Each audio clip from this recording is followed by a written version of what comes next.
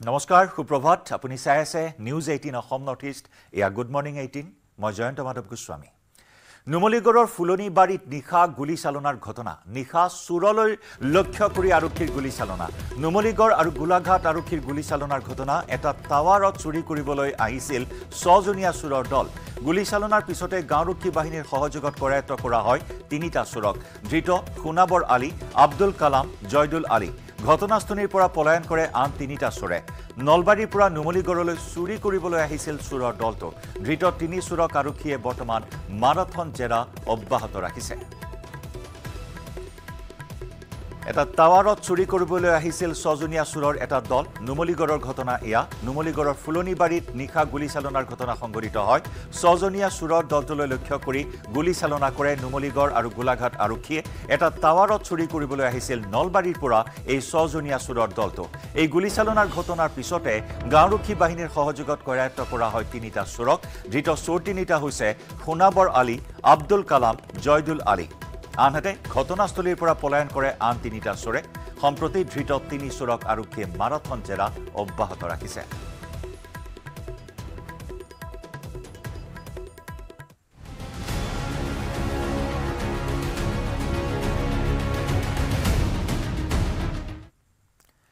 উত্তৰ প্ৰদেশৰ ৰেল দুৰ্ঘটনাত আহত মৰাণৰ খুৱাং চাহ বাগিচাৰ এজন ৰেল কৰ্মী চণ্ডীগড় ডিব্ৰুগড় এক্সপ্ৰেছৰ দুৰ্ঘটনাত আহত হৈছে মৰাণৰ খুৱাং চাহ বাগিচাৰ মুকুল ঘাটুৱাৰ নামৰ ৰেল কৰ্মীজন ৰেলৱে ছুপাৰভাইজাৰ হিচাপে কৰ্মৰত মুকুল ঘাটুৱাৰে বুকু আৰু হাত ভৰিত আঘাত পাইছে চিকিৎসাৰ অন্তত ডিব্ৰুগড় অভিমুখী বিশেষ ৰেলযোগে মুকুল ঘাটুৱাৰ ৰাওনা হয় ঘৰলৈ ৰেলখনত ডিব্ৰুগড় তিনিচুকীয়া শিমলুগুৰিৰ বহু সংখ্যক যাত্ৰী থকাৰ লগতে ডিব্ৰুগড়ৰ বহু কেইগৰাকী ৰেল কৰ্মচাৰী থকা বুলিও জানিবলৈ দিয়ে মুকুল ঘাটুৱাৰে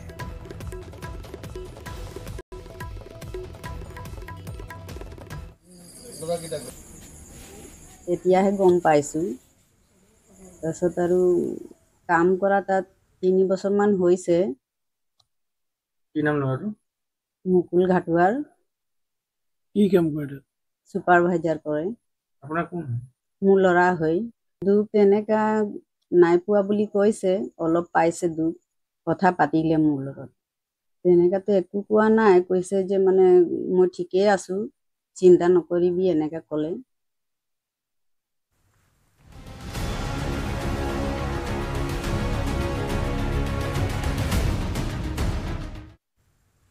উত্তৰ প্ৰদেশত সংঘটিত হোৱা ভয়ংকৰ ৰেল দুৰ্ঘটনাৰ পিছত যাত্ৰীসকলৰ মাজত দুৰৱস্থাই দেখা দিছে উত্তৰ প্ৰদেশৰ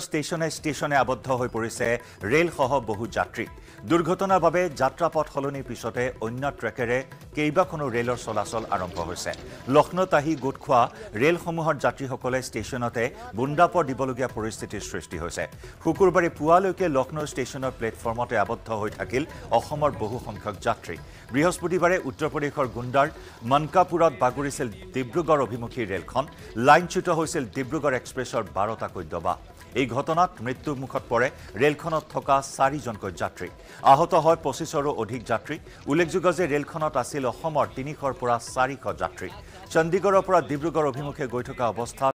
লাইনচ্যুত হৈছিল ৰেলখন ঝিলাহী ৰেল ষ্টেচনৰ সমীপত সংঘটিত হোৱা এই দুৰ্ঘটনাৰ পাছতে কেইবাখনো ৰেলৰ যাত্ৰা সাময়িকভাৱে বাতিল কৰাৰ লগতে বহুকেইখন ৰেলৰ যাত্ৰা পথ সলনি কৰিবলগীয়া হয়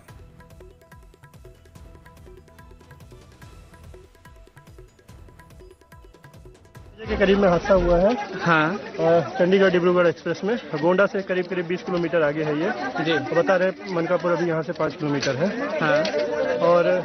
2 बोगियां तो एकदम से ऐसे पलट गई हैं हाँ एक बोगी ऐसे लगी है बाकी तो आप देख ही सकते हैं पटरियों की क्या हाल है पटरियाँ खिसक चुकी हैं यहाँ पे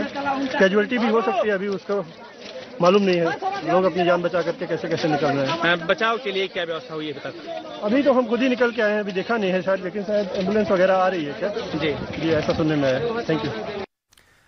আৰু এই দুৰ্ঘটনাৰ পিছতে স্বাভাৱিকতে ৰেল যাত্ৰীসকলৰ মাজত হাহাকাৰ অৱস্থাৰ সৃষ্টি হয় কিং কৰ্তব্য বিমূৰ হৈ পৰে একাংশ ৰেল যাত্ৰী কি হৈছিল তৰকিব পৰা নাছিল একাংশ যাত্ৰীয়ে আৰু সেই ভয়াবহ অভিজ্ঞতাৰ কথা সদৰি কৰিছে আমাৰ সতীৰ্থ সাংবাদিক দীপাংকৰ দাসৰ সন্মুখত একাংশ ৰেল যাত্ৰীয়ে আগবঢ়াম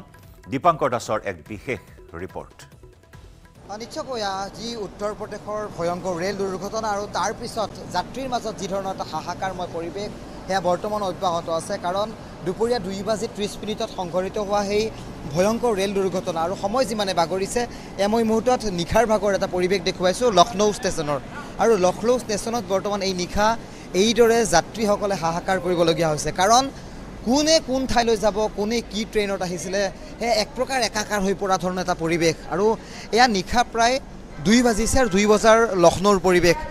যি হতাব্যস্ত এটা পৰিৱেশ দেখিবলৈ পোৱা নাযায় লক্ষ্ণৌত কিন্তু তেনে এটা পৰিৱেশৰ মাজতেই কিন্তু এইদৰে যাত্ৰীসকলে এই নিশা ইয়াত হাহাকাৰ কৰিছে কাৰণ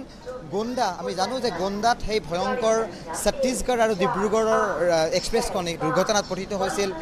প্ৰায় 5টাতকৈ অধিক ডবা লাইনচ্যুত হৈছিল আৰু 6জনকৈ লোকৰ কৰুণ মৃত্যু ঘটিছিল আৰু তেনে খবৰ বিয়পি পৰাৰ পিছতে সমগ্ৰ এই যি উত্তৰ প্ৰদেশৰ ৰেল ব্যৱস্থাটোৰ মাজতে এটা ডাঙৰ প্ৰত্যাহ্বান আহি পৰিছিলে কিদৰে ৰেস্কিউ কৰিব পাৰে কিদৰে গোটেই অভিযানটো তেওঁলোকে সমাপ্ত কৰিব পাৰে তাৰ পিছত যদি আমি চাওঁ সময় বাগৰিছে একাধিক ৰেল একাধিক অন্য ৰেল পথেৰে তেওঁলোকক আগবঢ়াই যাবলৈ এক প্ৰকাৰ নিৰ্দেশ প্ৰদান কৰা হৈছে আৰু তাৰ পিছত সমগ্ৰ এই উত্তৰ পূবৰ ৰাজধানী লক্ষ্ণৌত বৰ্তমান গোটেই ছিষ্টেমটোৰ পৰা অহা এই ৰেলসমূহ বৰ্তমান ইয়াত আবদ্ধ হৈ পৰিছে বিভিন্ন ঠাইলৈ এই ৰেলসমূহ যাব কাৰণ এই স্থানৰ পৰা যদি চোৱা যায় তেতিয়াহ'লে প্ৰায় 90 কিলোমিটাৰ দূৰত্বত সেই দুৰ্ঘটনাটো সংঘটিত হৈছিল আৰু তাৰ পিছত প্ৰায় 90 কিলোমিটাৰ যদি মাজত আমি চাওঁ তেতিয়াহ'লে গোণ্ডা আৰু তাৰ পিছত লক্ষ্ণৌ একাংশ দিল্লী অভিমুখী বা জম্মু অভিমুখী একাংশ ৰেলক প্ৰায় যিটো দুৰ্ঘটনাস্থলী সেই দুৰ্ঘটনাস্থলীৰ পৰা এই ৰেল কটাই আনি এক প্ৰকাৰ অযোধ্যাৰ পিছত লক্ষ্ণৌলৈ অনা হৈছে অৰ্থাৎ যদি চোৱা যায় তেতিয়াহ'লে একোখন ৰেলেই প্ৰায় 10ৰ পৰা 12 ঘণ্টা সময়তকৈ অধিক পলম সময়ৰে বৰ্তমান যাতায়াত কৰিছে আৰু এই মুহূৰ্তত দেখুৱাম যে অসমৰ পৰা অহা গুৱাহাটীৰ পৰা এইখন বিশেষ অমৰনাথ এক্সপ্ৰেছ গুৱাহাটী জম্মু টাৱাই ঠিক একেদৰে আমি কিছুমান পূৰ্বে দেখিছিলোঁ যে কামৰূপ এক্সপ্ৰেছ ব্ৰহ্মপুত্ৰ এক্সপ্ৰেছকে ধৰি কেইবাখনো আমি উত্তৰ পূৰ্বাঞ্চলৰ ৰেল দেখিবলৈ সক্ষম হৈছিলোঁ য'ত একাংশ অসমীয়া যাত্ৰী আমি লগ পাইছোঁ কথা পাতিছোঁ তেওঁলোকে অধীৰ এই সময়টোৰে এক প্ৰকাৰ প্ৰত্যাহ্বানেৰে তেওঁলোকে এই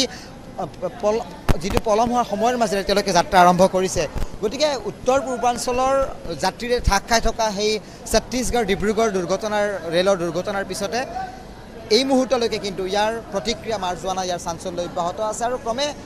নিশা এতিয়া 2 বাজিছে যদি চোৱা যায় 12 ঘণ্টা সময় উকলি গৈছে আৰু 12 ঘণ্টা পিছতো এই মুহূৰ্তত এইদৰে লক্ষ্ণৌ জংচনৰ ব্যস্ততা আন এখন মই ট্ৰেইন দেখুৱাইছোঁ এয়া হয়তো ক'ৰবাৰ পৰা আহিছে আহি ইয়াত